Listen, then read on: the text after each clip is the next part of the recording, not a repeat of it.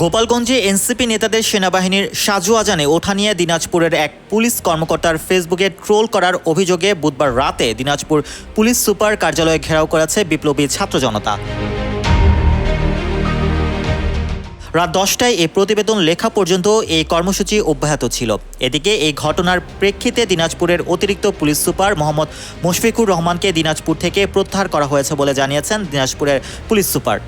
বুধবার সন্ধ্যায় দিনাজপুরের বৈষম্য বিরোধী ছাত্র আন্দোলনের নেতা একরামুল হক আবির তার ফেসবুক পেজে এক পোস্টে লিখেছিলেন, এনএসপি মুশফিক সাহেব গোপালগঞ্জে বিপ্লবীদের উপর হামলা নিয়ে ট্রোল করেছেন, সবাই বড় মাঠে এসপি অফিসের সামনে চলে আসুন। পুলিশ সুপারের এই ঘোষণার পরও বিপ্লবী ছাত্র জনতা ঘেরাও কর্মসূচি অব্যাহত রাখে। তাদের দাবি শুধু প্রত্যাহার নয়, ওই পুলিশ কর্মকর্তাকে গ্রেফতার করতে হবে। তারা জানান, গ্রেফতার না করা পর্যন্ত ঘেরাও কর্মসূচি অব্যাহত থাকবে।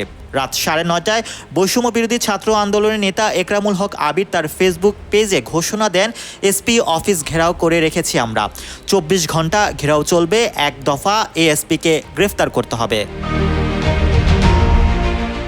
Mohammad Rasel, news 21 news desk.